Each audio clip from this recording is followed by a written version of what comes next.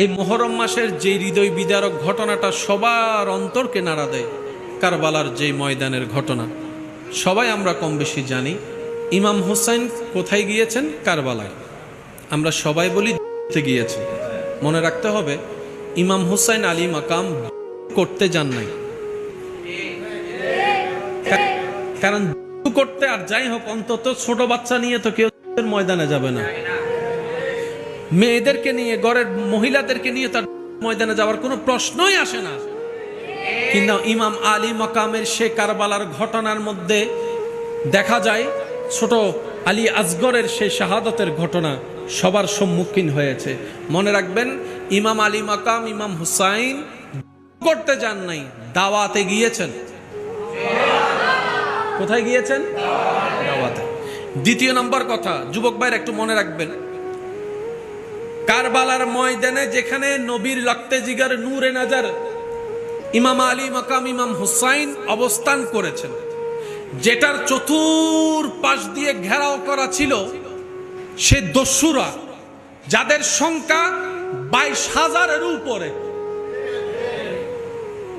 আর যাদেরকে ঘেরাও করে রাখা হয়েছে ওনাদের সংখ্যা 72 জন। 72 জনের বিপক্ষে দাঁড়ালো কত হাজার?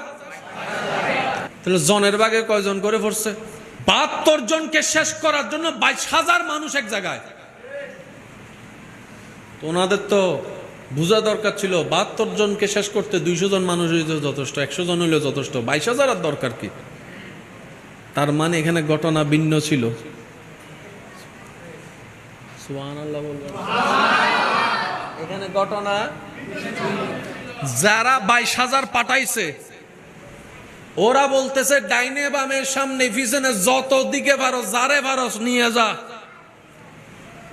কারণ যার বিপক্ষে আমরা দাঁড়াচ্ছি উনি কোন সাধারণ এলাকার হুসাইন নয়, উনি সাইয়্যিদুশ শাবাবে আহলিল জান্নাহ, জান্নাতের যুবকদের সর্দারদের একজন ইমাম হুসাইন,